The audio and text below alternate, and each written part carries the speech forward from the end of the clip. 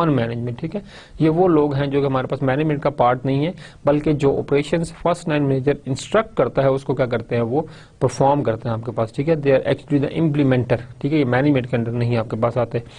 Then we had discussed about the restructuring. What is meant by restructuring? Top management has sought method to restructure their organization and save cost. यहाँ पर आपके पास organisation का जो structure है उसके अंदर restructuring की बात की जा रही है, ठीक है। कि रीस्ट्रक्चरिंग के अंदर आपके पास ये है कि नंबर ऑफ एम्प्लॉयज को आपने बढ़ाना है या नंबर ऑफ एम्प्लॉयज को आपने घटाना है, ठीक है। ये डिसीजन किससे लेना है, ये आपके पास टॉप मैनेजमेंट लेना है, ठीक है। एक और चीज हमारे पास आप इस तरह से देखें कि आपके पास एक ऑर्गेनाइजेशन 6 डिपार्टमेंट काम कर रहे हैं, ठीक है। अब उन 6 डिपार्टमेंट में से आपके पास हर डिपार्टमेंट को जो है वो इक्वली कंट्रीब्यूट करना चाहिए टुवर्ड्स ऑर्गेनाइजेशनल परफॉर्मेंस, ठीक है। अगर आपका कोई एक डिपार्टमेंट जो है वो काम नहीं कर रहा तो आप क्या करेंगे कि आपको